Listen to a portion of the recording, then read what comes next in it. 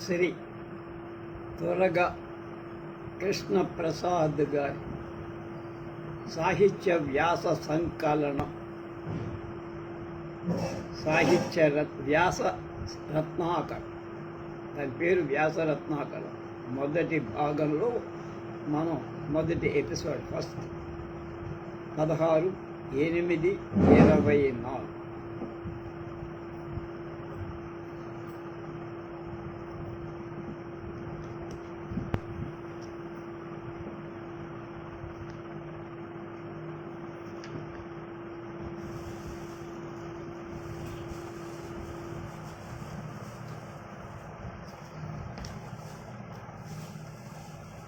దీనిలో వాల్మీకి హృదయాన్ని గురించి కప్పగంతు రామకృష్ణ, శంకర రమణీయ కవిత చిర్రావూరి శివరామకృష్ణ శర్మ, రఘువంశ రసహేళ గురించి ప్రాచార్య శలాక రఘునాథ శర్మ, వాగర్ధా వివసంపృక్తౌ కాళిదాస కుమార సంభవం నుంచి డాక్టర్ ధూళిపాళ అన్నపూర్ణ, కేక పొన్నపల్లి శ్రీరామారావు, భవభూతే శిఖరిణి నిరర్గళ తరంగిణి తీకుమళ్ళ వెంకటప్పయ్య, దిగ్నాగుడు కుందమాల భారతి, భారవి కిరాత్మజునీయం శ్రీ మాడ్గుల ప్రఫుల్ల, బాణుడు కాదంబరి బుడిసు వెంకటేశ్వరులు, భాస నాటక చక్రం భారతి ఉన్నాయి. ఇప్పుడు మొదట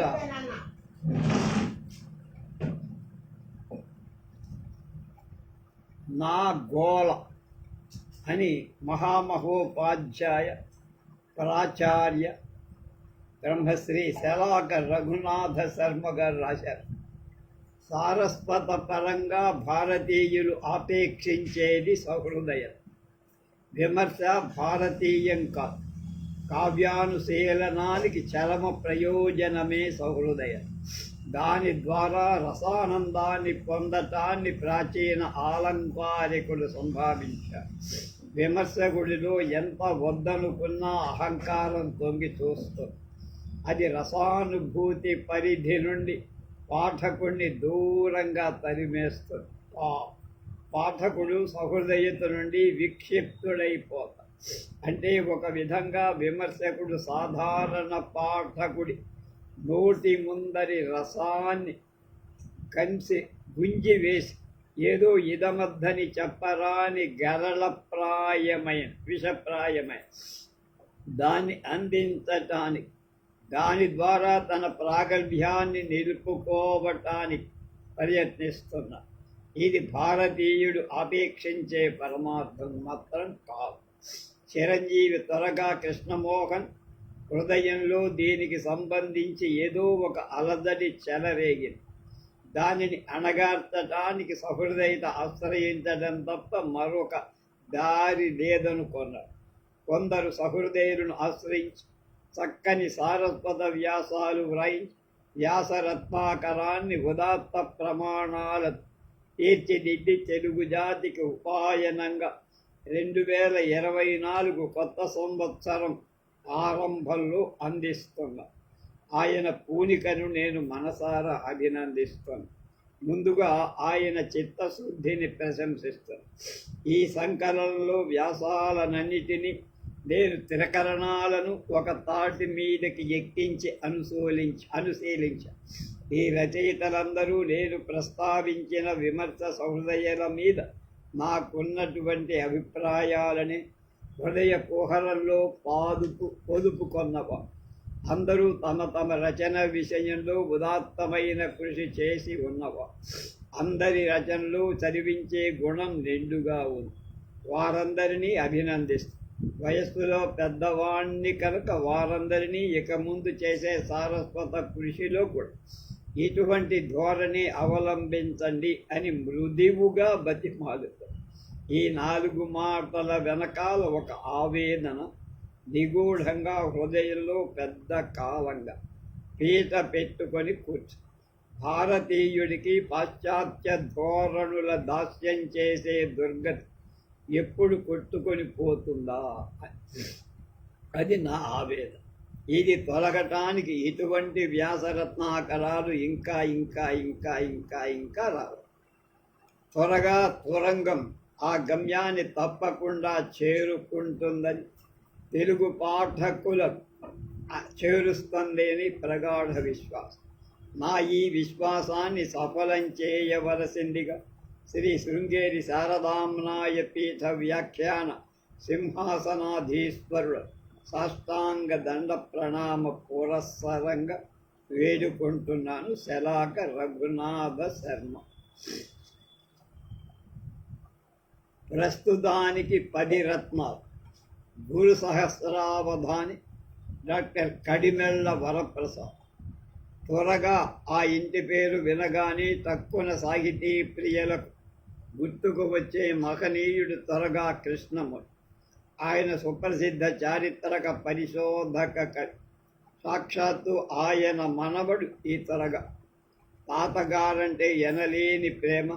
అందుకని వారి రచనలను పునర్ముద్రించి సాహితీ లోకానికి అందిస్తున్నారు. అంతవరకు అది సామాన్యమైన విషయమే. కానీ అంతటితో ఆగకుండా ఇతరేతర కవులు రాసిన కావ్యాలను తాతగారికి అంకితంగా వ్యయప్రయాసలు మొత్తం తాను స్వీకరించి ముద్రిస్తున్నారు. నా గోభాగవతం అలాగే ముద్రింపబడి, అంతేకాకుండా ఇప్పుడు త్వరగా ప్రచురణాలయం అనే పేరుతో మరికొన్ని గ్రంథాలను ముద్రించాలని కంకణం కట్టుకున్నాను. దానిలో భాగంగా ముందర గణపతి గరిక పూజ అనే పేరుతో నేను వ్రాసిన చిరుపత్తాన్ని ముందుగా ప్రకటించాను. ఆ తర్వాత మా పెద్ద కుమారుడు చిరంజీవి కడిమెళ్ళ రమేష్ రచించిన పట్నాల బ్రతుకు అనే పద్య రచన, తర్వాత తప్పు కాదు అనే నా వ్యంగ్యాత్మక పద్య రచన ప్రచురించారు. ఇప్పుడు వ్యాస సంకలనంపై పడ్డారు. వారే సంకలనకర్తలుగా విభిన్న పండితుల చేత సాహితీ వ్యాసాలు వ్రాయించి పుస్తకంగా ప్రచురించాలని సంకల్పించారు. అది సంస్కృత కావ్యాలపై వ్యాసాలు. నవరత్నాల వంటి 9 దిగ్ధంతులైన పండితులను ఎంచుకున్నారు.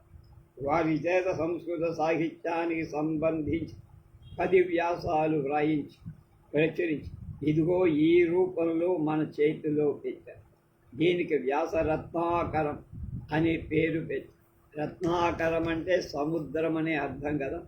మరి సముద్రంలో 10 రత్నాలే ఉండవుగా. ఏరుకొన్న వాళ్ళకి ఏరుకొన్నంత మహదేవ. ప్రస్తుతానికి 10 రత్నాలు అందిస్తున్నారు. అందునే దీనికి మొదటి సంపుటం అన్నారు. ఇలాంటి సంపుటాలు ఎన్ని వస్తాయో, ఎన్ని 10 రత్నాలు మనకు దక్కుతాయి. ఆది కవి వాల్మీకి కనుక కప్పగంతు రామకృష్ణ గారి వాల్మీకి హృదయంతో ఆరంభం అయ్యింది ఈ వ్యాసరత్నాలు.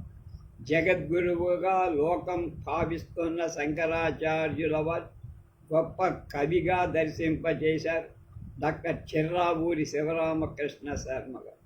మహామహోపాధ్యాయ డాక్టర్ శలాక రఘునాథ శర్మ గారు రఘువంశ రసహేలతో సాహితీ లోకాన్ని తడిపి ముద్దే చేశారు. మా గురువు గారు ధూళిపాళ అన్నపూర్ణ గారైతే గొప్ప చమత్కారమే చేశారు. కాళిదాసు రఘువంశంలో మొదటి శ్లోకమై వాగర్భావివ సంపృక్తౌ అనే శ్లోకాన్ని తీసుకొని దానికి వ్యాఖ్యాన రూపమే కుమార సంభవం అని చెప్పి చాలా చక్కగా సమన్వయం చేశారు. ఇక పొన్నపల్లి శ్రీరామారావు 7 పదుల కుర్ర పరమ ప్రాచీనతను అత్యాధునికతకు ముడిపెట్టి అవుననిపించగల మునగా. అందుకేనేమో నేటి కుర్రకారు నోటిలో తెగనానుతుంది కేక అనే పదాన్ని తన వ్యాసానికి శీర్షికగా పెట్టుకున్నాం. ఇదేమిట్రా, సంస్కృత సాహిత్యానికి సంబంధించిన వ్యాసానికి కేక అని తెలుగు పేరు పెట్టారు అని చూస్తా కదా. అది తెలుగు కేక కాదు, సంస్కృతం కేక. మయూరం చేసే అంటే నెమలి చేసే కంఠధ్వనికి కేక అనే పేరుందట. మయూరుడు అనే గొప్ప సంస్కృత కవి ఉన్నాడు. ఆయన సూర్యుడిపై గొప్ప శతకాన్ని మయూర శతకం రాశాడు. అందుకని దానికి కేక అని పేరు పెట్టారు పొన్నపల్లి వారు.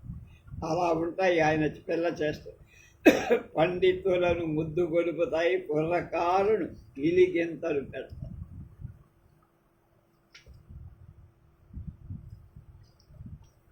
డాక్టర్ టేకుమళ్ళ వెంకటప్పయ్య గారు భవభూతే శిఖరిణి నిరర్గళ తరంగిణి అని వారి వ్యాసానికి పేరు పెట్టి, ఇదేమిట్రా తెలుగువారికి సంస్కృత సాహిత్యాన్ని పరిచయం చేద్దామని ఉద్దేశంతో ఈ సంకలనం తీసుకొస్తుంటే ఈయన సంస్కృతంలోనే వ్యాసం రాసేశారా?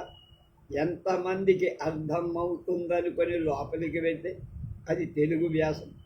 భరతమాత వేషం వేసుకున్న తెలుగు తల్లిలా కనిపించింది ఆ వ్యాసం. అదో తమాష. 7వ వ్యాసం దింగ్నాగుని కుందమ, అలాగే 10వది భాస నాటక చక్రం. ఈ 2 వ్యాసాలు భారతి గారి కలం నుండి జాలువ. వైదిక క్రియాకలాపాలలో బ్రహ్మ పురోహితుడు, మరి సాహితీ కార్యకలాపాలలో బ్రహ్మణి పురోహితురాలు కదా భారతి. సంభావన అందుకుంటున్నప్పుడు అందరికంటే పురోహితుడికి రెట్టింపు ఇవ్వ, దానికి పురోహితుడికి రెట్టింపని పేరు. పుచ్చుకోవటంలో కాదు, ఇవ్వటంలో కూడా ఆ రెట్టింపుతనం చూపించాలిగా. అందుకని భారతి గారు 2 రత్నాలు అందించారు. 8వ రత్నాన్ని ఆచార్య మాడ్గుల ప్రఫుల్ల గారు, దాని పేరు భారవీ కిరాతార్జనీయం అని పేరుకు తగ్గట్టుగా బుద్ధిలో వికసత్వం, అది వ్యాసంలో స్పష్టమవుతుంది. అలాగే సహా విదధీత సక్రియా నక్రియాం అన్న శ్లోకాన్ని ప్రథమ ఉదాహరణంగా అని, అంటే తొందరపడి ఏ పని చెయ్యొద్దు అని అర్థం. నిజంగా ఈ ఒక్క శ్లోకం నేటి తరం కంఠస్థం చేసి నిత్యం మననం చేసుకుంటే చాలు. జీవితమైన వైకుంఠ పాడులు ఎన్ని పాములు ఎదురైనా తప్పించుకుంటూ నిచ్చెనలు ఎక్కుదు చివరికి పరమపద సోపాన్ని చేరుకోగల. 9వ వ్యాసం బ్రాహ్మణుడు కాదంబరి. దీనిని అందించిన వారు కవి పండితులు గుడిసు వెంకటేశ్వరుడు. బాణోచ్ఛిష్టం జగత్సర్వం, జగత్త్రయం కూడా. కాదంబరి రసాస్వాది ఆహారోపి న రోచతే అనే వాక్యద్వయాన్ని ఉదహరిస్తూ ప్రారంభించి ఆ 2 వాక్యాలు అక్షర సత్యం అని నిరూపిస్తూ నడిపించారు మొత్తం వ్యాసం. బాణోచ్ఛిష్టం జగత్సర్వం అంటే బాణుడు చెప్పిందే ప్రపంచంలో ఎక్కడైనా ఉందని, యది హాస్తి తదన్యత్ర అని అలాంటి పేరు భారతానికి కూడా. మళ్ళీ బాణరచనకు మాత్రమే అంతటి గౌరవం దక్కింది. కాదంబరి అంటే కళ్ళు, మద్యమనే అర్థం. మద్యపానం చేస్తుంటే ఆహారం మీదకి మనసు ఎలా పోదో, కాదంబరి కావ్యాన్ని చదువుతుంటే కూడా ఆహారం మీదికి దృష్టి పోదు. కారణం అది సుఖవంతమైన మత్తునిస్తుంది, అది ఆనందకరమైన మత్తునిస్తుంది. ఆ మత్తు నిలబడిన వాడిని పడగొడుతుంది, ఈ మత్తు పడిపోయిన వాడిని తిరిగి నిలబెడుతుంది. 2 మత్తులలో ఎంత గమ్మత్తు. సంస్కృత ఆంధ్రాలను చదివే నేటి తరం వాళ్ళకు నేనొక మంచి సూచన చేస్తాను. ఈ 10 వ్యాసాలు 1కి 10 సార్లు చదవండి. ఇందులోని శ్లోకాలన్నీ కంఠస్థం చెయ్యండి. అయితే చెప్పిన చోట చెప్పింది చెప్పకుండా ఉపన్యసించటం మొదలుపెట్టారు. భావిలో మంచి వక్తలైపోతారు. నేటి యువజనాలు మంచి వక్తలుగా, పండితులుగా తయారయ్యేందుకు వీలు మార్గదర్శనం లాంటి ఒక చక్కని సంకలన గ్రంథం అందించిన త్వరగా కృష్ణ కుమార్ గారు మాన్యులు, సమ్మాన్యులు, ధన్యులు.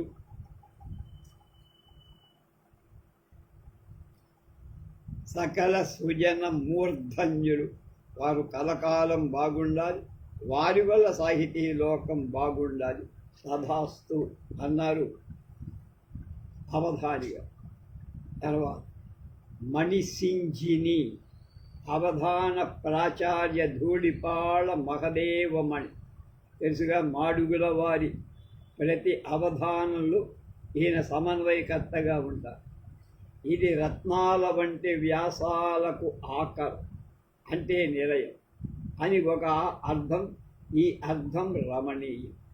ఇంకా రత్నాకరం అంటే యౌగికంగా సముద్రం.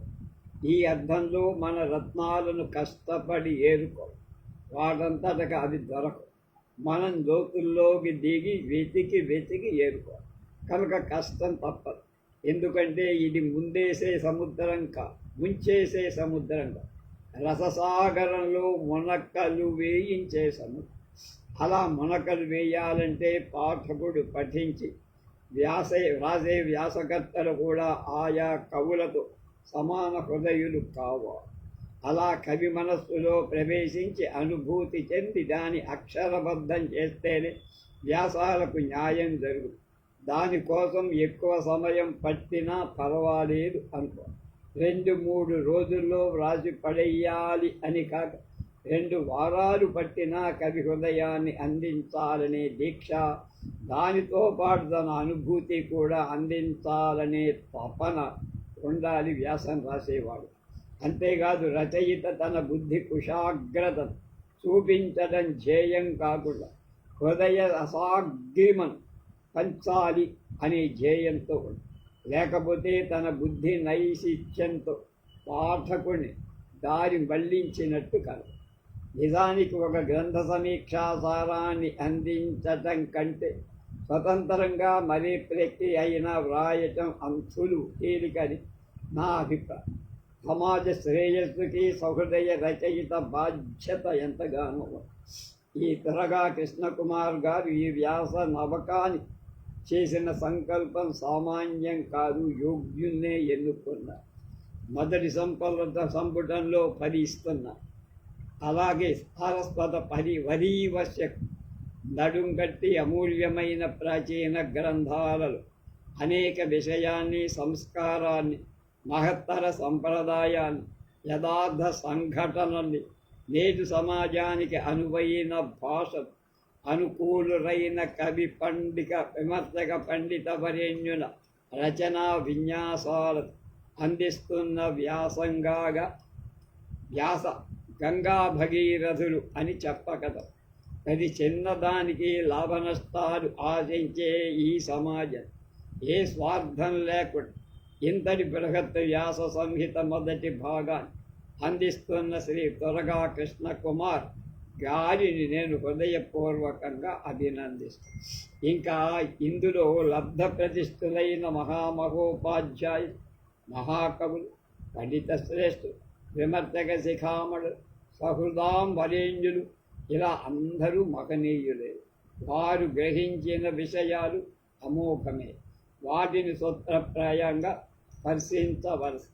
మొదటి వ్యాసం వాల్మీకి హృదయంలో, డాక్టర్ కప్పగంతు రామకృష్ణ గారి హృదయమే అంతా వ్యాసంలో విస్తరించే.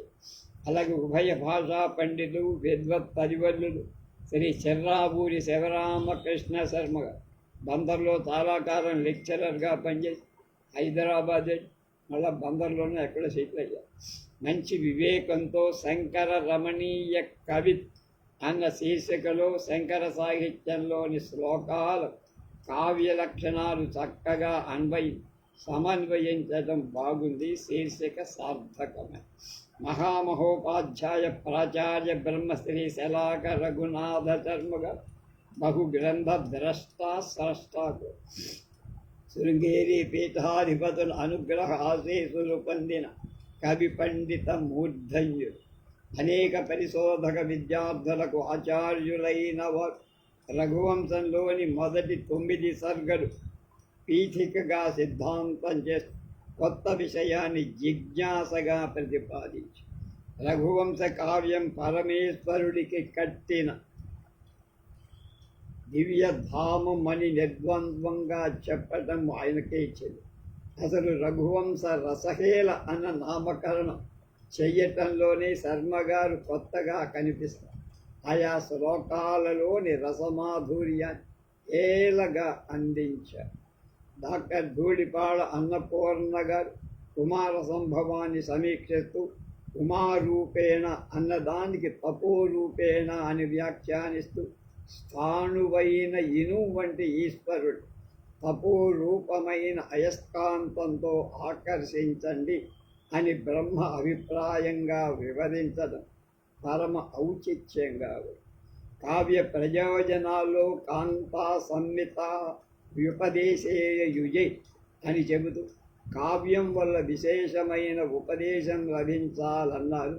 దాన్ని అనువర్ధం చేస్తోంది ఈ ఇక కేకతో కెవ్వుమనిపించిన పొన్నపల్లి రామారావు అసామాన్యమాడు. వ్యాసరచనకు వారు మయూరుని సూర్య శతకాన్ని ఎన్నుకోవడంలోనే వారి దిశన ధైర్యం ఏమిటో తేటపడు. పైగా కేక అనే పేరు కూడా ఆలోచనామృతంగా పెట్టారు.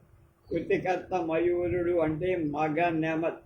అప్పుడతని కవన భాషా నాదం మయూరం చేసే కేక కూత. ఎందుకంటే తన రోగం పోగొట్టుకోవటానికి సూర్యుడికేసి తల ఎత్తి చెప్పిన శతకం కదా అది. నెమలి తలెత్తి కూస్తుంది కనుక దాని క్రేంకారం పేరు కేక. కనుక అది కలది కనుకనే దానికి కేకి అని పేరు. కేక కలది కేకే కనుక అలా ధ్వనింపజేస్తూ కేకాపాటవాన్ని ఉట్టంకించారు ఈ కవి కేకి. ఆట నెమలి కవి కేకి అన్నారు. ఇంకా డాక్టర్ టేకుమళ్ళ వెంకటప్పయ్య గారు భవభూతే శిఖరిని నిరర్గళ తరంగిణి అని చాలా బరువైన పేరు అందు శిఖరిని విన్యాసాలు చూపించకపోయిన సరళమైన భాషలో సంస్కృత వాంగ్మయ విద్యార్థుల భవభూతి గురించి తెలుసుకునే వాళ్ళకి బాగా ఉపకరించే విధంగా సమగ్రమైన పరిశీలనలతో ఆధునిక వరబడిగా మంచి వ్యాసాన్ని అందించి దింగ్నాగాచార్యుడు కుందమాలను వ్రాసిన వ్యాస రచయిత కుందమాల గురించి చెప్పాలంటే ఒక్క అన్వయాలంకారంలోనే చెప్పగలమని వారు చెప్పడం సభావోక్తిగానే.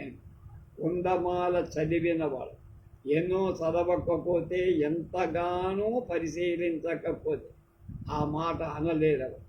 చివరిలో మల్లి తోటలో ఉల్లి కోసం వెతికే అన్న సామెతతో పరిశీలకులకు కొరడా కూడా జడిపించి నీవి మోక్షణ సామెతల రసపానమ్మాని ప్రక్క చూపులు అనవసరం కదా. దీన్ని విమర్శకులు మార్గదర్శంగా గ్రహించాలి తప్ప మానవమానంగా చూడాలి.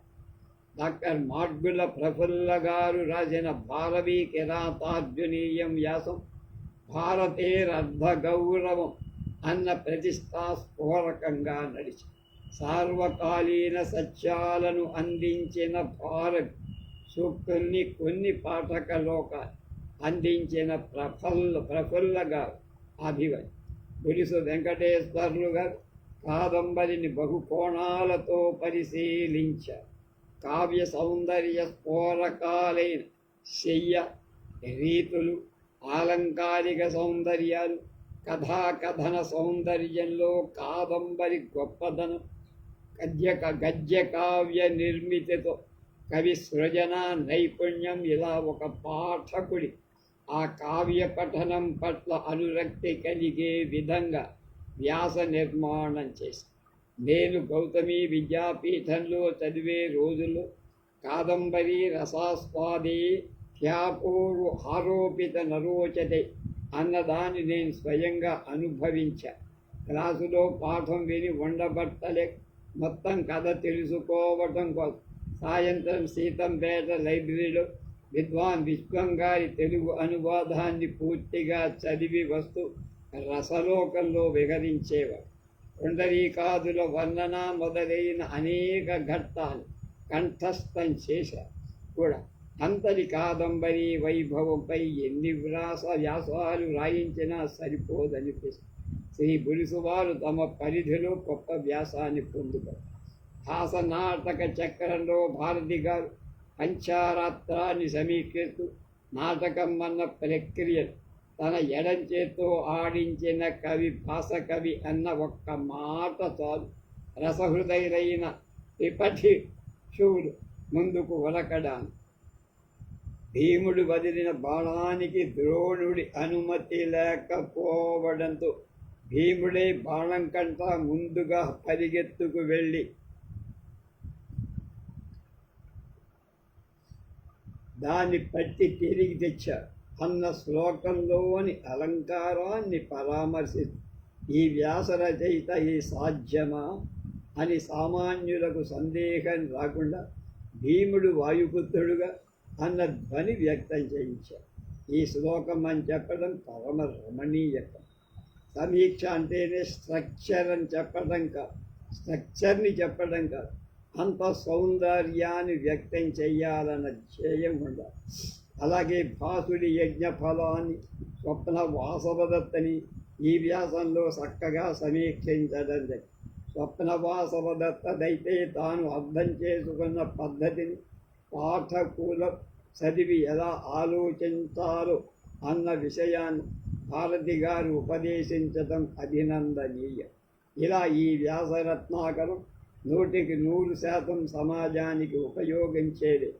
ఈ త్వరగా కృష్ణకుమార్ గారి ఈ ప్రయత్నం నిశ్చయంగా సాహిత్య వరీవస్యే అంటే మార్గదర్శి. ఇది చదివిన వారికి నిస్సందేహంగా చదివినంత ప్రయోజనం. చివరికి త్వరగా కృష్ణమోహన్ పాఠక మిత్రులకు అంటూ తన విజ్ఞాపన చెప్తాను. వాంగ్మయంలో వేల ఏళ్ళు రాజనాలు పండించి రాసిపోసిన దిట్టలు రసరాట్టులు ఎందరో. ఆ రాశిలో మేలు కేళ్లను వెంగడించుకొని నేటికి ఫలం రేపటికి బలం పొందగలగడమే ధ్యేయంగా ఆ దిట్టలు రసరాట్టులు కలం చేసుకొని సాహిత్యాన్ని వ్యాసాలుగా పరిచయం చేయాలని సంకల్పించి ఈ ప్రయత్నం మొదలుపెట్టి వ్యాసరత్నాకరం పేరుతో ప్రాచీన కవుల సాహిత్య వైభవాన్ని పరిచయం చెయ్యాలంటే కొన్ని పుటలకు పరిమితం చేయటం కుదరదు కనుక కొన్ని సంపుటాలుగా ప్రచురించాలని మొదటి ప్రయత్నంగా మొదటి సంపుటాన్ని వెలువరించటానికి ఎందరో పండితులు తమ వ్యాస రచనలు అందిస్తూ సహకరిస్తున్నారు. ఈ మొదటి సంపుటి 10 వ్యాసాల సంకలనంగా అందిస్తూ చేసిన మా ప్రయత్నాన్ని ఆశీర్వదించి ఈ మొదటి సంపుటానికి తమ వ్యాస రచనలో పుష్టి చేకూర్చిన మహామహోపాధ్యాయ ప్రాచార్య శలాక రఘునాథ శర్మ గారు, డాక్టర్ చిర్రావూరి శివరామకృష్ణ శర్మ గారు, పొన్నపల్లి సీతారామారావు అని మేము గదవాడ SRR కాలేజీలో 56 నుంచి 60 దాకా చదువుకున్న తెలుగు లెక్చరర్ ఉండేవాడు. విశ్వనాథ గారి శిష్యుడు, భారీ పర్సనాలిటీ, ఖద్దరు పంచా ఖద్దరు లాల్చి పైన ఉత్తరీయం వేస్తుంటే ఒక శ్రీనాథుడు వస్తున్నట్టుగా ఉంటుంది. ఈయన పొన్నపల్లి రామారావు ఆయన పొన్నపల్లి సీతారామారావు అని జ్ఞాపకం. శ్రీ బులుసు వెంకటేశ్వర్లు, డాక్టర్ కప్పగంతు రామకృష్ణ, డాక్టర్ ధూళిపాళ అన్నపూర్ణ, మాడ్గుల ప్రఫుల్ల గారు, టేకుమల్ల వెంకటప్పయ్య, భారతి గారులకు ధన్యవాదాలు.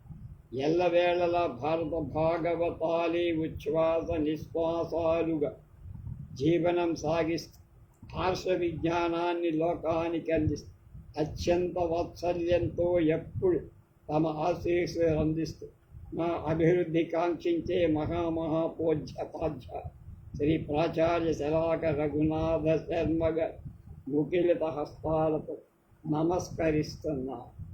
మా ప్రచురణలు మొదటి నుండి ఆశీర్వదిస్తూ మార్గదర్శనం చేస్తున్న ఆచార్య బేతవోడు రామబ్రహ్మం గారు సర్వదా కృతజ్ఞ. సహితస్య భావ సాహిత్యం అనే భావన నా మనసులో పాదుకొని సాహిత్యంపై ఎక్కువ మక్కువ ఏర్పడటాన్ని ప్రత్యక్షంగా పరోక్షంగా కారకులై సాహిత్య సేవతో మా జీవితాన్ని చరితార్థం చేసుకోవడం కారణభూతులై మా ఈ సాహిత్య వ్యాసంగానికి ఎల్లవేళ వెన్నుదన్నుగా నిలుస్తున్న సహస్రావధాని డాక్టర్ కడిమిళ్ళ వరప్రసాద్ గారికి చిర రుణగ్రస్తుడు. ఏదైనా సందేహం కలిగిందే తడవుగా అడిగిన వెంటనే సందేహ నివృత్తి చేసి సర్వ విద్యా సంగ్రహ గ్రంథం విలువైన సూచనలు ముందుకు నడిపించే శ్రీ పొన్నపల్లి శ్రీరామారావు గారు ఎప్పుడూ కృతజ్ఞ. కొంతమంది పండితుల్ని పరిచయం చేసి వ్యాసరచనని అందించేలా పరోక్షంగా సహాయం చేసిన ప్రముఖ సాహితీవేత్తలు శ్రీ నారుమంచి అనంతకృష్ణ, వాగ్దేవి చెన్నవీరభద్రుడు గారి ప్రత్యేకంగా కృతజ్ఞత. ఈ వ్యాస సంకలనానికి అక్షర ఆశీస్సులు అందించిన శలాక వారికి, సహస్రావధాని వరప్రసాద్ గారికి, చూడిపాళ మహదేవమణి గారికి ధన్యవాదాలు. ఎల్లవేళలా ఆర్థికంగా వెనకమని నేను ముందు నడవటానికి అన్ని వేళ సహాయ సహకారాలు చేస్తున్న సోదరుడు త్వరగా ఉమామహేశ్వరికు, నా సహాధ్యాయి స్నేహితుడు శ్రేయోభిలాషి సిగరెడ్డి సునీల్ కుమార్కి సదా కృతజ్ఞత. ఇందులో సంకలనం చేసిన వ్యాసాలు వేటికవే స్వతంత్ర. వ్యాసకర్తల అభిప్రాయాలు పూర్తిగా వాళ్ళ స్వంత. ప్రకాశకులు వ్యాస ప్రకాశకులు మాత్రమే. ఎటువంటి లాభాపేక్ష లేకుండా కేవలం సాహిత్యాభిమానంతో చేస్తున్న మా ప్రయత్నం పాఠకులకు సంతృప్తినిస్తుందని తలుస్తూ తదనంతర సంపుటాల ముద్రణ మీ విలువైన సలహాలు సూచనలు ఆహ్వానిస్తున్నాను అంటున్నారు భవదీయుడు త్వరగా కృష్ణకుమార్. సంస్కృతాంధ్ర కావ్య నాటకాలకు వ్యాఖ్యానాలు రాసి సారస్వతానికి ఇతోధికంగా సేవ చేస్తున్న నిర్మల యశోభూషితుడు, సరస సాహితీ ప్రియుడు, సేముషి దురంధరుడు, అవధాన సుధాకర, సంచాలక సార్వభౌమ, కేంద్ర సాహిత్య అకాడమీ భాషా సమ్మాన్ పురస్కార గ్రహీత ఆచార్య బేతవోలు రామబ్రహ్మం గారి సారస్వతానికి వారి సారస్వతానికి చిరు నీరాజనంగా ఈ గ్రంథం ఆయనకి అంకితం చేస్తున్నారు. వీరు బేతవోలు. వీరు రాసిన మురారి అనర్ఘ రాఘవాన్ని ఆయనకు ఫోన్ చేసి ఆయన పర్మిషన్ తీసుకొని మనం లైవ్ చేసి, కరుణశ్రీ జంఝాల పాపయ్య మాట జున్నుబాలు, మనసు వెన్నెలల దారు, మంచి ఆశయాలు మల్లెపు, స్నిగ్ధ నిశిత దృష్టి, శివుని ముమ్మనవారు, సీత కిరణులు బోలు బేతబోలు అని కరుణశ్రీ జంఝాల ఆయన గురించి రాశారు.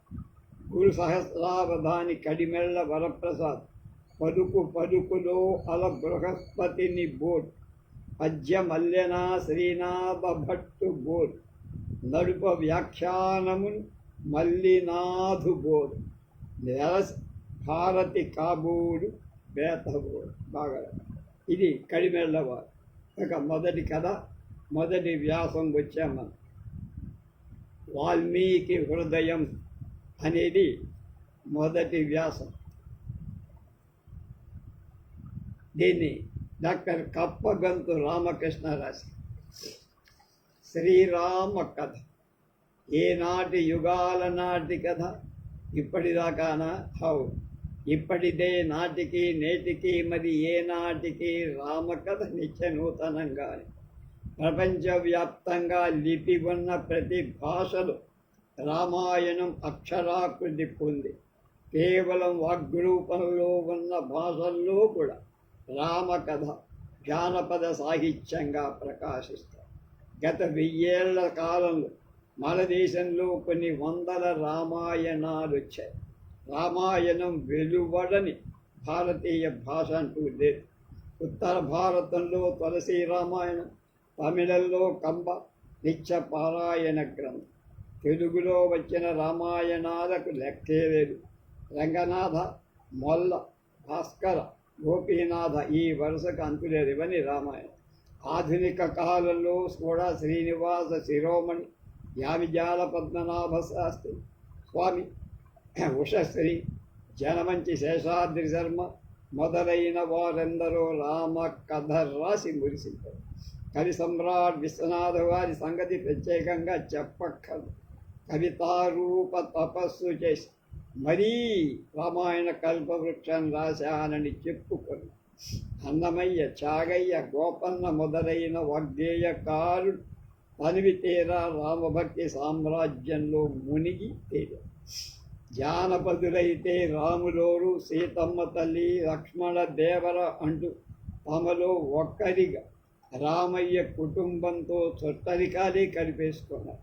ఊర్మిళాదేవి నిద్ర, లక్ష్మణదేవర నవ్వు వంటి ఎన్నో ప్రసిద్ధ జానపద గేయాలతో రామకథ జానపదుల గుండెల్లో నిరంతరం ప్రతిధ్వనిస్తూనే ఉంది. రామకథకు సరిహద్దులు ఎల్లరూ లేవు. భాష, ప్రాంతీయ, కుల, మత, వర్గ, లింగ, స్థాయి భేదాలు లేవు. ఏమిటి రామకథ మహత్తు? అసలు రామాయణానికి ఎందుకింత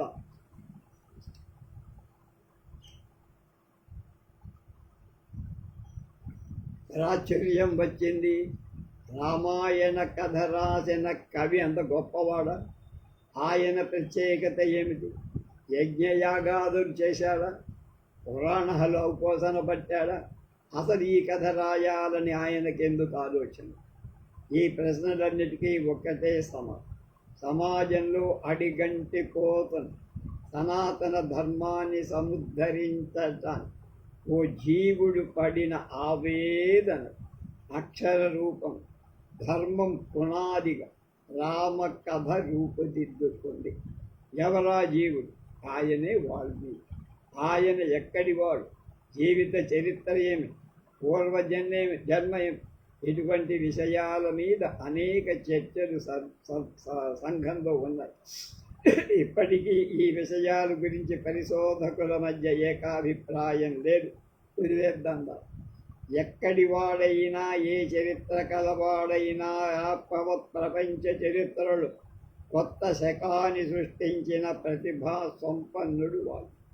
మూగదైన పక్షి పడిన ఆవేదన తనదిగా భావించాడు. ధర్మ మార్గం విడిచిన యావజ్జాత్ ఆవేదనగా భావించాడు.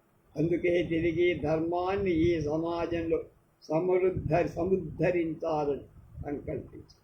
విగ్రహవాన్ ధర్మ అని ప్రశంసలు అందుకున్న రామపాత్రని సృష్టించారు. జాగ్రస్వప్న సుషుప్తుల్లో కూడా అణుమాత్రమైన విడిచిపెట్టకూడదు. ధర్మాన్ని ఆచరించిన వ్యక్తి ఎవరంటే ప్రపంచమంతా ముక్త కంఠంతో రాముడు రాముడు రాముడు అనే సమాధానం చెప్పేలా రామపాత్రని ఆయన తీర్చిదిద్దారు. రామాయణ ప్రారంభంలోనే తన రాముడు ఎలాంటి వాడో వాల్మీకి చెప్పేశారు. ఓన్వస్మిన్ సాంప్రదం లోకో గుణవాన్ కశ్చ వీర్యవాన్ ధర్మజ్ఞశ్చ కృతజ్ఞశ్చ సత్యవాక్యో దృఢవ్రత చారిత్రేణ చకో యుక్తః సర్వభూతేషు కోహితః విద్వాన్ కః సమర్థశ్చ కశ్చైవ ప్రియదర్శినః ఆత్మవాన్ జితక్రోధో జ్యుతిమాన్ కోన్ అసూయకః కస్య బిభ్యతి దేవాశ్చ జాతరోషస్య సంయుగే.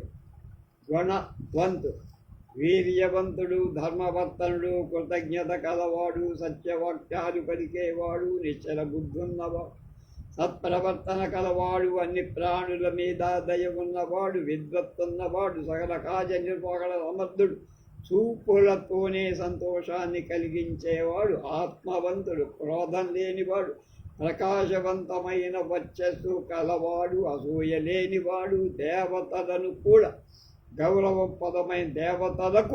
గౌరవప్రదమైనవాడు, పౌరుష పరాక్రమాలు కలిగినవాడు. ఎన్ని సుగుణాల రాశి కనుకనే రామయ్య లోకారాజ్యుడై తన కథానాయకుడిని మేలిమి గుణాల కలయికగా తీర్చిదిద్దాడు వాల్మీకి. ఇక్కడే వాల్మీకి హృదయ ఔన్నత్యం మనకి అర్థమవుతుంది. సాహితస్య భావః సాహిత్య, సమాజానికి మేలు చేకూర్చేది సాహిత్యం అని ఆర్యులు అంటారు. ఊహా జగత్తులో విహారం చెయ్యకుండా సమాజ సముద్ధరణకు ఎలాంటి సాహిత్యం కావాలి, అచ్చంగా అలాంటి సాహిత్యాన్ని ఉత్తమమైన కథానాయకుడి పాత్ర ద్వారా సృష్టించాడు వాల్మీకి. అందుకే వాల్మీకిది సామాజిక హృదయం. ప్రజల హృదయం ఏమిటో వాల్మీకి హృదయం. మాటలతో కాకుండా చేతలతో తన కథానాయకుడిగా ధర్మాచరణ చేయించారు.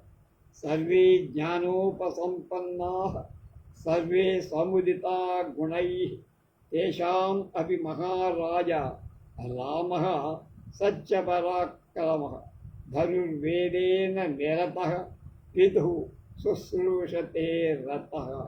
తన కథానాయకుడు సత్యపరాక్రమం కలవాడు కావాలని వాల్మీకి కోరుకున్నాడు. ప్రపంచంలో మరే ఇతర కవి ఈ భావాన్ని కోరుకోలా, చెప్పలా, అలా ఆ ఉద్దేశంతో రాయలా ఏ కావ్య. మనిషికి ఎంత పరాక్రమము అతడు సత్యధర్మాలకు అనుగుణంగా తన పరాక్రమాన్ని ప్రదర్శించాలి. ఎంతటి యోధుడైన తల్లిదండ్రుల సేవ వదిలిపెట్టదు. ఇది వాల్మీకి యొక్క సత్య హృదయం. జయించడానికి దేవతలకు కూడా వీలు పడని గొప్ప రాజ్యం అయోధ్యకు రాజైన సాక్షాత్తు మహావిష్ణు స్వరూపమని తోటివాడు ప్రజలంతా తనను కొలుస్తున్న ధర్మరక్షణలో కేవలం సాధారణ మానవుడిగానే రాముడు ప్రవర్తించి ఆత్మానం మానుషం మన్యే రామం దశరథాత్మజం. నేను సామాన్య మానవుడు రా బాబు, దశరథ మహారాజు కొడుకుని అని మాత్రమే దేవతలకే రాముడు చెప్పాడు చివరిలో, అంటే యుద్ధం తర్వాత. ఎంత ఎత్తుకు ఎదిగినా ఒదిగి ఉండాలనే తత్వం వాల్మీకి. తన రాముడిని అలాగే తీర్చిదిద్దాడు. సమాజ సభ్యుడిగా సాటి మానవులతో ఎలా మెలగాలో ఆచరించి చూపించాడు.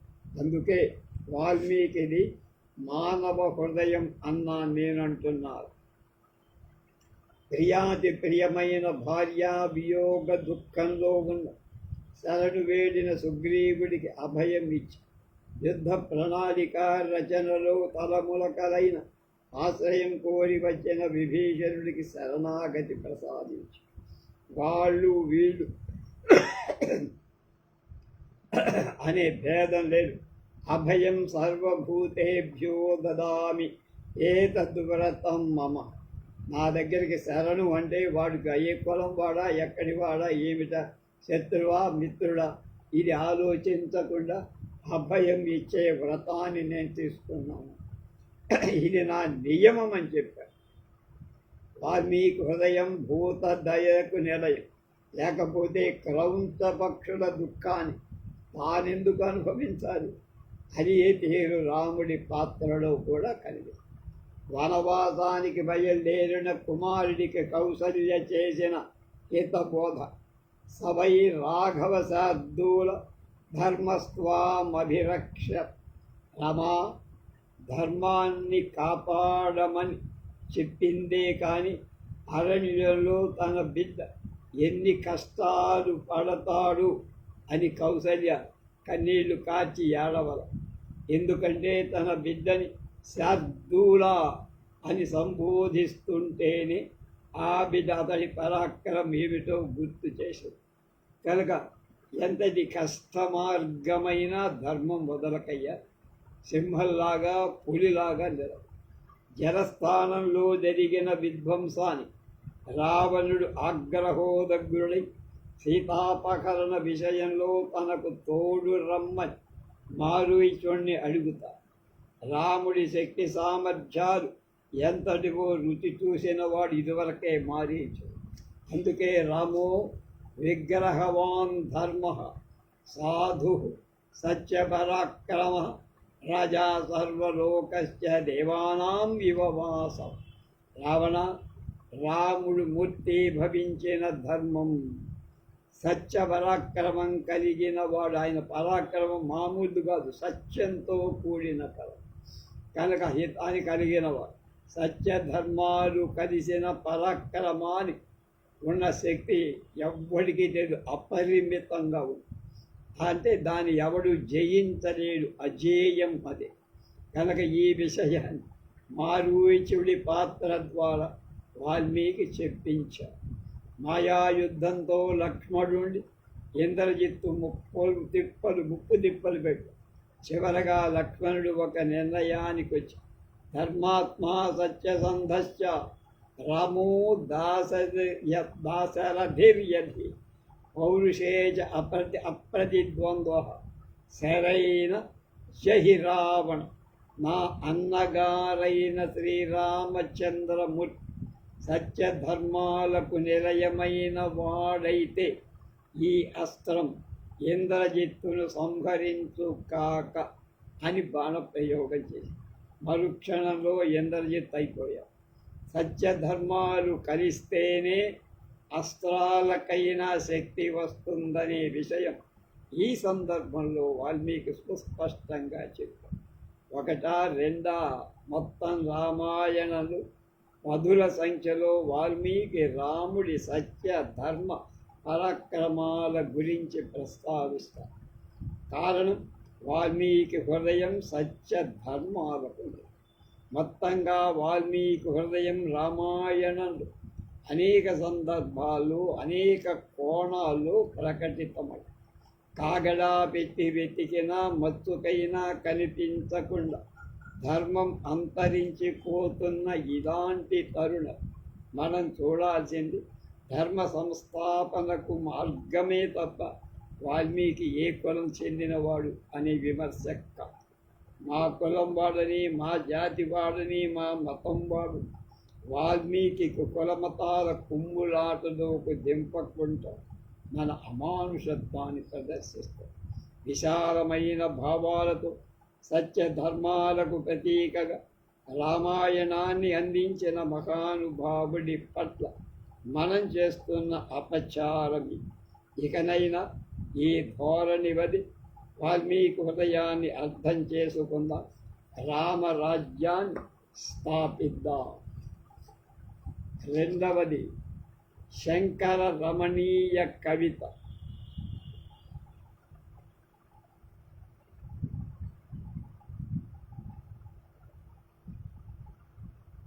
దీన్ని డాక్టర్ చిర్రావూరి శివరామకృష్ణ గారు జగద్గురు శంకర భగవత్పాదాచార్యుల వారు గొప్ప, వారిలో చాలా గొప్ప తాత్వికుడు ఉండటంచే వారి సంస్కృత కవుల చరిత్రలో రావార్జన స్థానం రాల. శంకర భగవత్పాదులు సౌందర్య లహరిలో తవస్థన్యం మన్యే ధరణి ధరకన్యే హృదయత పయపారావారగా పరివసతి సారస్వతమివ దయావచ్చాదత్తం ద్రవిడ శిశురాస్వాద్య తవయ కవీనాం ప్రౌఢానాం అజని కమనీయ కవయితా. అమ్మా హిమగిరి రాజపుత్రి పార్వతి, నీ పాల హృదయం నుండి, నీ పాలు హృదయం నుండి వెలువడే క్షీర సముద్రం అని అనుకుంటుంది. సారస్వతం ప్రవహిస్తోందని అనుకుంటుంది. ఆ పాలు దయగల నీవు ఈ ద్రావిడ శిశు శంకరాచార్యుడికి ఇచ్చావు. నీ పాలు తాగి పెరిగిన వాడిని. అవి త్రాగి ఈతడు ప్రౌఢుడైన కవులలో రమణీయమైన కవిత రాసే కవి అయ్యాడమ్మా అన్న. దీని చేత వీరి కవిత ప్రౌఢ కవుల కవితలు కమనీయంగా ఉంటుందని కవయే అంటే శంకరాచార్యులు గారి చెప్పు. నీ స్థంజం పయపరావారం అని తరుస్తున్న అనే చోట ఉత్ప్రేక్ష అలంకారం, సారస్వతం ప్రవహిస్తోందా అన్నట్టుంది అనే చోట మళ్ళీ ఉత్ప్రేక్ష. శ్లోకంలో ప్రసిద్ధ పదాలు వాడారు. ప్రసిద్ధ పదంబు అలఘా ప్రసాదమయ్యే అని ప్రసాద గుణమని ఒక మతం ఉంది. దీనిలో విడివిడి పదాలు కూర్చారు. పృథక్ పదత్వం మాధుర్యం, ఇలా కూర్చడం మాధుర్యం అనే గుణం. అర్థం వ్యక్తంపై నలువొందిన అర్ధదీపనం, దీనిలో అర్థం స్ఫుటంగా వ్యక్తమవుతోంది కాబట్టి అర్ధవ్యక్తి అనే గుణం కూడా ఉందంటున్నారు చెర్రావు. అన్య గుణంబులు మారి వేరొక్కరిపై నలకరింప సమాధి అని దాని ధర్మాలు ఒకదానిపై వేరొక దానిపై ఆరోపించడం సమాధి అనే దాని లక్షణం. మతం స్థంజంలో కయ పారావారం ప్రవాహం ఆరోపించటంలో సమాధి ధ్వని కనిపిస్తోంది. అలాగే శివానంద లహరిలో సర్వాలంకారయుక్తం సరళ పదయుతాం సాధు వృత్తాం సువర్ణం సద్భిః సంస్తూయమానాం సరసగుణయుతాం లక్షితాం లక్షణాఢ్యాం ఉద్యద్భూషే విశేషాం ఉపగత వినయాం జ్యోతమానార్థరేఖాం కళ్యాణీం దేవ గౌరీ ప్రియమమ కవితా కన్యకాం త్వం గృహాణ అని రాశాడు. గౌరీ ప్రియా శివ అన్ని ఆభరణాలతో అలంకరింపబడింది, మెత్తని పాదాలతో కూడింది, మెల్లగా నడిచేది, మంచి పనులలో ప్రవర్తించేది, అందమైన రూపం కలది, భక్త కోరే సుగుణాలు కలది, కన్యను కోరే వారి చేత వరింపబడేది, మంచి లక్షణాలు కలది, సుశీలం కలది, వినయవతి, భాగ్యాన్ని సూచించే హస్తరేఖలు కలది అయిన ఈ కవితా కన్యను నువ్వు అనుగ్రహించు. ఇది కవితయందు కన్యాత్వాన్ని, కవితలో కన్యాత్వాన్ని ఆరోపించి చేసిన గొప్ప వర్ణన. ఇక కవితాపక్షంలో అర్థమిది. గౌరీపది ఉపమా మొదలైన అన్ని అలంకారాలతో కూడింది, మృదువైన తేలిగ్గా అర్థమైన అర్థాలతో కూడింది, మంచి ఆర్య మొదలైన వృత్తాలతో కూడి, పరుషత్వం లేని అకారాది వర్ణాలతో కూడి, కావ్య లక్షణాలు తెలిసిన వాళ్ళ చేత పొగడబడి, కావ్య లక్షణాలు విశేష అలంకారాలు కూడా ఉన్నది. కవి వినయం కలిగింది, వెంటనే స్ఫురించే అర్ధపుష్టిక శుభాన్ని బోధించే అయిన కావ్యమనే ఈ కన్యను నువ్వు తీసుకోవయ్యా, నాకు అల్లుడుగా అన్న. దీనివల్ల వీరి స్తోత్రాలలో అలంకారాలు, అర్ధవ్య, ద్రాక్షాపాకు మొదలైన వృత్తాలు, విశేషాలంకారాలు ఉన్నాయని స్పష్టం. ఇది శ్రద్ధరా వృత్తం. దాని గణాలు మా రా బా నా య. ఇదంతే యుక్తం వా పరమశివ కారుణ్య జలధే గతౌ తిర్యగ్రూపం తవ పదశిరో దర్శనధియా హరిబ్రహ్మాణౌ తౌ దివి భువి చరంతౌ శరమయుతౌ కథం శంభో స్వామిన్ కథయ మమ విద్యోసి పురతః. పరమశివా శంభో కరుణా సముద్ర, మహాతేజస్వంతులై హరిబ్రహ్మలు నీ పాద శిరస్సులను దర్శించాల. వరాహ రూపం, హంస రూపం ధరించి భూమి కింద ఆకాశానికి వెళ్ళి బాగా శ్రమపడ్డారు. అది ఏమైనా వాళ్ళు కనుక్కోగలిగారా? అది న్యాయమేనా? అంత గొప్ప వాళ్ళకే నీ దర్శన భాగ్యం కలగ, నువ్వు నాకు ఎలా కనపడతావయ్యా? కైముచ్చేనార్థ సంపత్తి కావ్యార్థాపత్తిరిష్యతే అనే లక్షణం నుంచి ఈ శ్లోకంలో కావ్యార్జ అపత్యలంకారం, క్రమాలంకారం కూడా, అపారుష్యం సౌకుమార్యం అనే లక్షణాన్ని బట్టి ఇందులో సుకుమారత్వం, సౌకుమార్య గుణం. ఇది శఖరిణి వృత్తం. యా మా నా సా భా లా గ అనే కదా.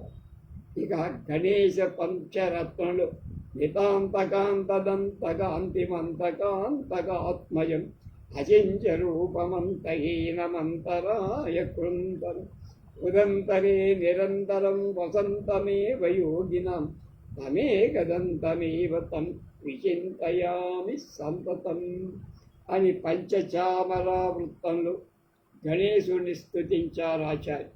చాలా మనోహరమైన దంతకాంతి కలవ, యముణ్ణి కూడా అంతం చేసిన శివకుమారుడు, ధ్యానించడానికి శక్యం కాని రూపం కలవ, అంతం లేనివాడు, విఘ్నాలను తొలగించేవాడు, యోగుల హృదయంలో ఎప్పుడూ ఉండేవాడు అయిన ఏకదంతుణ్ణి నిరంతరం హృదయంలో ధ్యానిస్తారు. ఈ శ్లోకంలో సౌకుమార్యం అనే గుణం, బొట్టు పిరుందల నరుగునది సౌకుమార్యము అంటే దాని లక్షణం. సున్నాల వెనక ముందు గల అక్షరాలతో పూరిస్తే అది సౌకుమారి. ఇది ఒక మతం. బిందు పూర్వక తకారం అనేక సార్లు నితాంత కాంత దంత కాంతి మంత కాంత మాత్మయం అచింత్యమల్పమంత హీనమంతరాయ కుంత ఉదంతరే నిరంతరం వసంతమేవ యోగిన తమేకదంతమేవ తం విచింతయామి సంతం. అది ఆ సున్నా ముందు ఉండి తకారంలో వచ్చిందే మహాసౌందర్యం వచ్చేది. వికటత్వం ఉదారత, వర్ణాలు నృత్యం చేస్తున్నట్టుగా రచించంతాన్ని ఔదార్యం, ఆ లక్షణం ఆ శ్లోకంలో.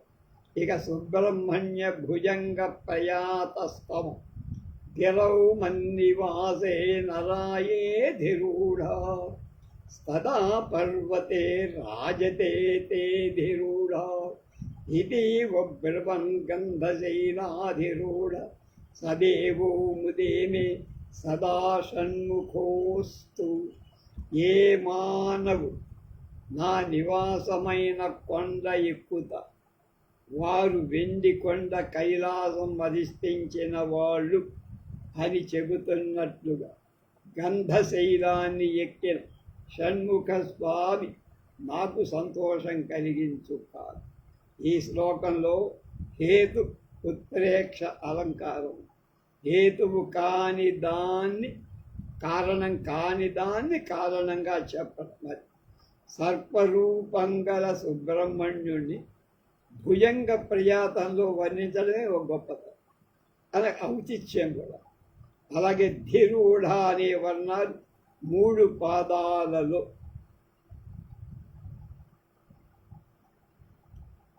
గిరౌ మన్నివాసే నరా ఏధిరూఢ సదా పర్వతే రాజతే ధిరూఢ ఇది బ్రువన్ గంధశైలాధిరూఢ సదా సదైవో మున ముదేమి సదా షణ్ముఖే వస్తు. కనుక ఆ 3 పాదాలు అక్కడ తేధిరూఢ అనే దాన్ని ఆయన ఉపయోగించారు.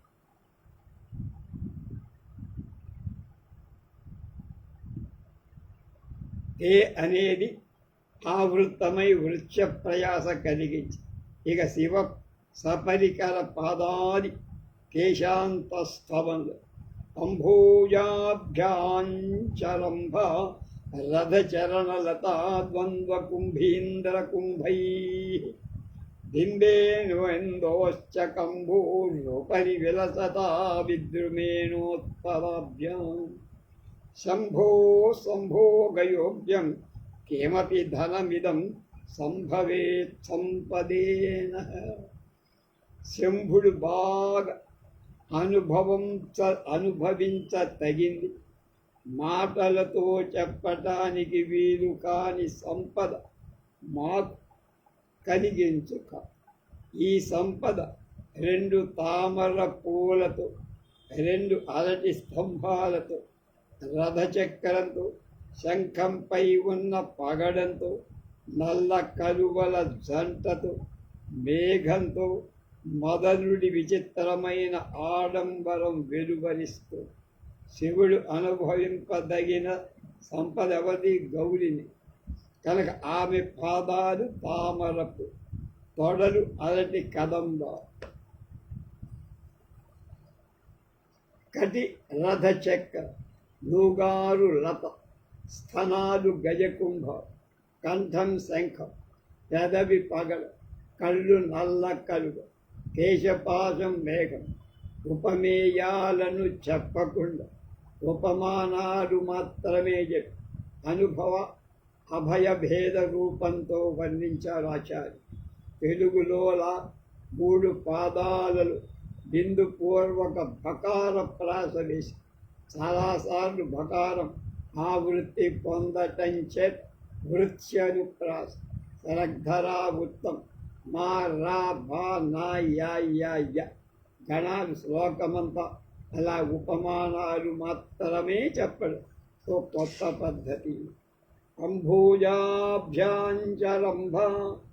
రథచవరణ లతాద్వంద్వ కుంభీంద్ర కుంభై బింబేనోందేవశ్చ కంభో ఉపరి విరసా విద్రుమేణోత్పదాభ్యాం బంభూతం భోగయోగ్యం కేమపి ధనమిదం సంభవేత్ సంపదేన. అది ఆయన గొప్పది. శంకర భగవత్పాదులు తమ కవితలు అనేక ప్రయోగాలు కూడా చేస్తారు. కవితలో కొత్త పద్ధతి అవలంబించటాన్ని ప్రయోగం అంటారు. ఇది దశ శ్లోక స్థుతి. సాంబోనః కులదైవతం పశుపతే సాంబ త్వదీయా వయం సాంబస్థౌమి సురాసురోరగ గణా సాంబేన సంసారితా. సాంబాయాస్తు నమో మయా విరచితం సాంబాత్ పరం నో భజే సాంబస్యానుచరోస్మ్యహం మమ రతి సాంబే పరబ్రహ్మణి. అద్భుతంగా ఈ శ్లోకంలో సంబోధనతో కూడిన 7 విభక్తులతో వాక్యాలు రాశారు. భక్తి చాలు వారేట్టుగా శార్దూల వృత్తంలో సాగిన ఈ శ్లోకంలో మాధుర్యం, అర్ధవ్యక్తి, వృత్యనుప్రాసాలు, స్వామివారి మరో ప్రయోగం, మంత్రవర్ణాలను మొదలుపెట్టి దేవతా స్తోత్రాలు రాయటం. ఇందులో దక్షిణామూర్తి వర్ణమాలా స్తోత్రం, నానేత్యవం జన్మనుమజ్జస్థితవర్ణాన్ భక్తకాలే వర్ణ గృహీచై ప్రజపంతి మోదంతే సంప్రాప్త సమస్త సృజితంత్రాః తం ప్రత్యంచం దక్షిణవక్తరం కలయామి. ఇది మత్త మయూరం అనేటువంటి ఛందస్సు. వేలుకు తగినట్టు నడక నాట్యం చేసినట్టు సార్. ఇది ఔదార్యం అనే గుణం. పృథక్ పదత్వం అనే లక్షణం గల మాధుర్యం కూడా చాలా బాగుంది. శతకాలలో చివరి పాదం మగుడు. దక్షిణామూర్తి శబ్దాన్ని దక్షిణ ప్లస్ మూర్తి అని, దక్షిణ ప్లస్ అమూర్తి అని పద విభజన చేశారు. అంటే మొదటి విభాగం సమర్థమైన ఆకారం కలవాడు, అది అన్నిటా సమర్థుడైన ఈ స్వామి నిజానికి ఆకారం లేనివాడిగా నిర్గుడు. వాడిని రెండవ భాగం ఏ దేవుడి మంత్రమధ్యంలో నా నా అనే 2 వర్ణాలు గ్రహించి ప్రశస్తి పొందటం కోసం జపిస్తారు. వేదశాస్త్ర రహస్యాలు అన్నింటినీ అనుభవానికి తెచ్చుకొని ఆనందిస్తున్నారు. అలాంటి ప్రత్యేగాత్మ అయిన దక్షిణామూర్తిని ధ్యానిస్తున్నాను అని ఆచార్యుడు. సువర్ణమాల స్తోత్రంలో ఇంకొక ప్రయోగం, వర్ణమాల అక్షరాలను శ్లోకాదిలో పెట్టి 3 పాదాలను మకుటంగా చేసి సాముదాయక భజన చెయ్యటానికి వీలుగా చేసిన రచన. 1, 2 పాదాలు ఒకరు చదివితే 3, 4 పాదాలు మరొకరు చదువు. అది దయనీయశ్చ దయాలుకోస్తి మదంచ స్వదన్య ఇహ భూ సాంబ సదాశివ శంభో శంకర శరణం మే తవ చరణయుగం. కనుక నాకంటే దయనీయుడు, నాకంటే దయనీయుడు, నీకంటే దయ కలవ ఈ లోకంలో మరోడు. దయలేని వాణ్ణి నేను, నీ యొక్క అనుగ్రహం పొందనివాడు.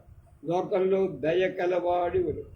ఈ లోకంలో మనిద్దరూ అట్లాంటివాడు అనే గొప్ప భావాన్ని క్రమాలంకారంలో చిన్న ఆర్యా ఛందస్ 2 పాదాల్లో చెప్పడం ఇది ఆచార్యుల గారి ప్రత్యేకత. కవిత్వంలో వైశిష్ట్యానికి చిహ్నం గ్రంథంలో వాక్యాలు ప్రజల నాగరుకపై నర్తించదు. శివాపరాధ క్షమార్పణ స్తోత్రం ఉంది.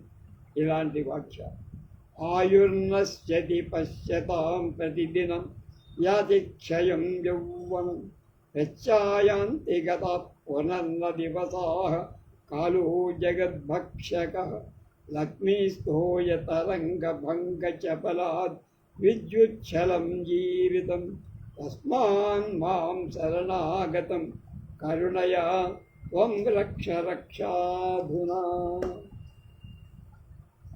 దీనిలో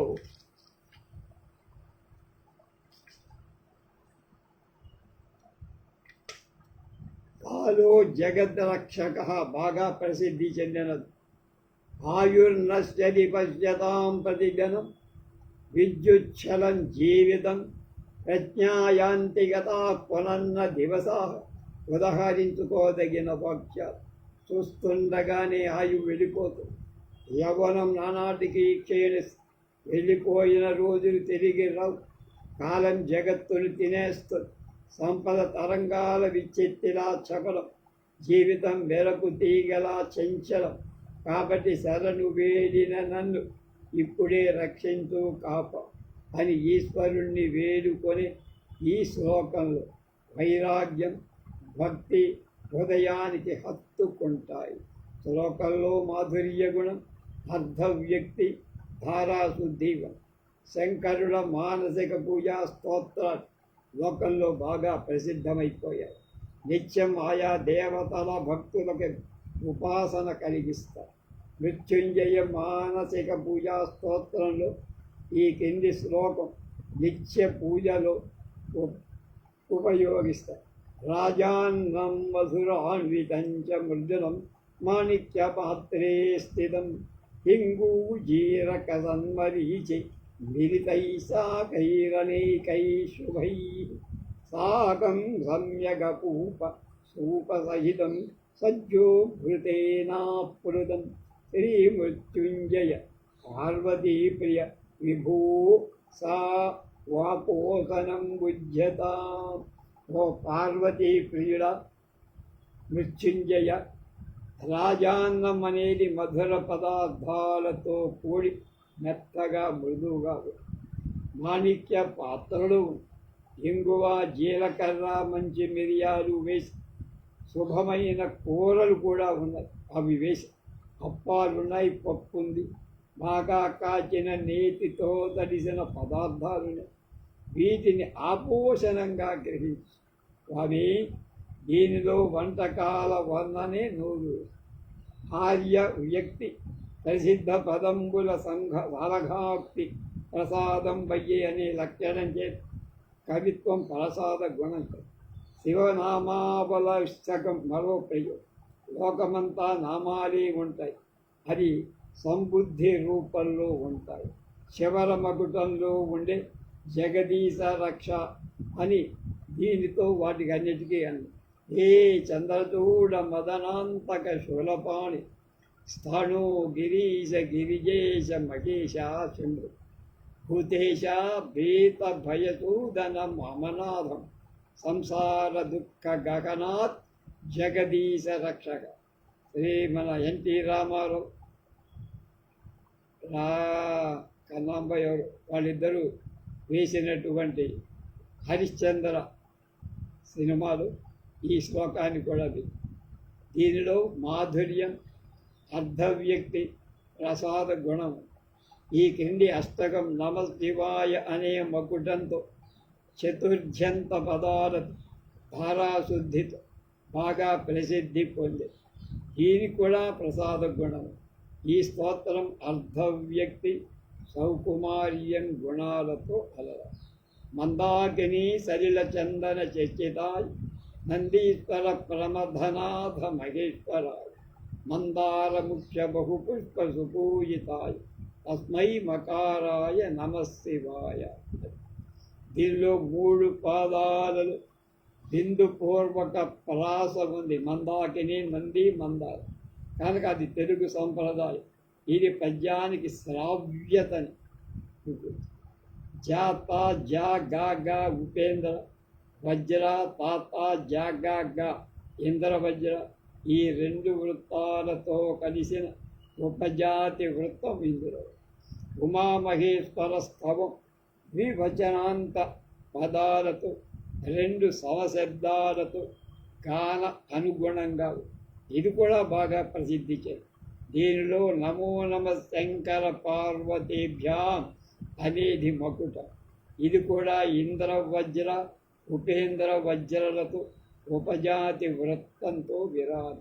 నా చిన్నప్పుడు ఇవన్నీ నేను నేర్చుకున్నా. నమ శివాభ్యాం జగదీశ్వరాభ్యాం జగత్పతిభ్యాం జయ విగ్రహాభ్యాం. అలా శ్రీదేవి భుజంగ స్తుతిలో భుజంగ ప్రయాత వృత్తం గమనంలో శ్రావ్యత ఉంటుంది. దీనిలో శ్లోకాలు కొన్ని శ్రీచక్ర ఆవరణార్చన పూర్తయ్యాక చదువుతారు. దీనిలో మంత్రశాస్త్ర రహస్యాలు కూడా అయినా కవిత్వం లేదంటే పొరపాటు. కచే చంద్రరేఖం కుచే తారహారం శకరే స్వాదుచాపం సరే షట్పదౌహం స్మరామిస్మరారేరభిప్రాయమేకం మదాఘూర్ణనేత్రం కురీయం నిధానం. కేశపాశంలో చంద్రరేఖ, కుశాలలో ముచ్చాలహారం, చేతిలో రుచి గల విలు చెరుకు, బాణాలపై తొమ్మిదర గుంపు కలిగి స్మరారి భావాలకు ఆశ్రయమై మదం చేత తిరిగే కళ్ళు కల నాల్గవదైన పెన్నిధిని ధ్యానం చేస్తున్నా. ఆమె చేతిలో ఉన్నది చెరుకు వెళ్ళు వరకలు, అది రుచికలు. చేతిలో బాణం పుష్పం కనుక దానిపై తొమ్మిదలు వాగుతారు. అలాగే స్మరాయి అభిప్రాయం ఇది రూపకం కనుక ఆమెను స్మరించడం శబ్ద సామ్యం చేత తగిందే. అలా పర్యాయోక్తి అలంకార ఔదార్యగుణ మాధుర్యం కచం కుచం తార హార కర శర కాచర మొదలైన శబ్దాల ఆవృత్తి చే వృత్యనుప్రాసతో కవే చంద్రశేఖం కుచేతారహారం హరే స్వాదుజాపం సరే షట్పదౌ స్మరామి స్మరారేరభిప్రాయమేకం పదాఘూర్ణనేత్రం కురీయం నిధా. అలాగే కావ్యార్థ అపత్యంలో ఆనందలహరీ శ్లోకం అమ్మవారి అద్భుత మహిమను వెల్లడిస్తుంది. భవాని స్తోతుం త్వాం ప్రభవతి చతుర్భిర్న వదనైః ప్రజానామీశాన త్రిపురమధనః పంచభిరపి స షడ్భిः సేనానిర్దశరథ ముఖైరప్యహి పతిః తదాన్యేషాం తేషాం కథయ అస్మిన్నవసరః. భవాని 4 ముఖాలతో బ్రహ్మదేవుడు నిన్ను స్తుతించటానికి శక్తుడు కాదు అంటే చాలతల్లా. అలాగే ప్రజలను శాసించే త్రిపురాలు 5 ముఖాలతో కూడా స్తోత్రం చెయ్యదు. దేవసేనాని కుమారత్వ ఆర్ముగం ఆ ముఖాలతో స్తుతించరు. ఇక ఇతరులు నీ మహిమను ఎలా వర్ణించగలరు? దీనితో దేవతలకున్న ముఖ సంఖ్య క్రమ ఆధిక్యంతో చెప్పారు. అర్ధవ్యక్తి అంటారు. మాధుర్యం, సౌకుమార్యం అనే గుణాలు అందులో ఉన్నాయి. శిఖరిణి వృత్తం లయానుగుణంగా ఉంది. సంగీతం రాని వాళ్ళు కూడా హాయిగా పడు. భవాని స్తోతు త్వాం ప్రభవతి చతుర్భిర్నవదన ప్రజానామీశాన త్రిపురమధన పంచభిరపి ససద్భిः సేనానిర్దశశతముఖై అప్యహి పతిః తదాన్యేషాం కేషాం కథయ కథమ అస్మిన్నవసరః. చివరగా కనకధార స్వామివారి మరో ప్రయోగం త్రిపుర సుందరి వేదపాదస్తవం. దీనిలో చివరి పాదాలు వేదవాక్యాలే పెట్టారు. చివరగా కనకధార స్తోత్రంలో చిత్రకారుడు వెయ్యలేని చిత్రాన్ని శబ్దాలతో శంకర భగవత్పాదులు చిత్రించిన తీరు చూడమని. ముగ్ధా ముహుర్విదధతి వదనే మురారే ప్రేమత్రపా ప్రణిహితాని గతాగతాని మాలాదృశోర్మధుకరీవ మహోత్పలేయ సామే శ్రియం దిశతు సాగర సంభవాయ. సాగర సంభవమైన లక్ష్మి ప్రేమతో సిగ్గుతో విష్ణువు వంక మాటి మాటికి చూస్తాం. అంటే ప్రేమతో చూస్తాం, సిగ్గుతో చూపులు వెనక్కి వస్తాం. అలా ఆ చూపుల మాల పెద్ద కలువ పైన 9 వాలి వెనకకు వచ్చి గమనాలు సాగిస్తుంది, వాళ్ళటం పోవటం మళ్ళీ రావటం. కనుక ఆ చూపులు అలాంటి మా సంపద సిరులను ఇవ్వుగా. దీనిలో అందమైన ఉపమ, ఆయన నీలవర్ణుడు కనుక మహోత్పల చూపులను నల్లగా వర్ణిస్తారు కనుక తున్నది. గతాగతాని అన్న తోట చేక అనుకో. ఇలా పరిశీలిస్తే శంకర భగవత్పాదుల భక్తి సాహిత్యం శబ్దాలంకార గుణ రమణీయ భావన కొత్త ప్రయోగాలు వృత్త సౌందర్యం కాపాడు. భక్తి కవిత కనుక భక్తి రసం ఉంటుందని వేరుగా చెప్పక్కర్లేదు. వైరాగ్యం మొదలైనవి కూడా ఉంటాయి కనుక శాంతరసం కూడా వేదాంత సాహిత్యంలో ఉంది. ఇవన్నీ నిరూపిస్తే అదొక సిద్ధాంత వ్యాసం. కనుక ఇంతకు సంస్కృత సాహిత్యం శంకర్ భగవత్పాదుల కవితలు ఏ మహాకవి కవితలకు కూడా తీసుకోనటువంటివి అని చివరికి తేల్చి చెప్పారు శర్రావూరి శివరామకృష్ణ శర్మ. సుందర శబ్దాలతో, సుందర భావాలు, సుందరమైన శైలిలో చెప్పడం అనే కవిత్వం అనే ఆధునిక నిర్వచనం. రమణీయార్థ ప్రతిపాదక శబ్ద కావ్యం అనే నిర్వచనం. తదోషౌ సగుణౌ సాలంకారం శబ్దార్థౌ కావ్యం అనే నిర్వచనం శంకర భగవత్పాదుల కవిత్వ పూర్తిగా అన్వయిస్తాయి అంటున్నారు చిర్రావూరి శివరామకృష్ణ శర్మ. రేపు రఘువంశ రసహేర అనేటువంటిది ఆచార్య శరాక రఘునాథ శర్మ గారు రాసిన వ్యాసం. రేపు మనం దాంట్లోకి ప్రవేశిస్తాం.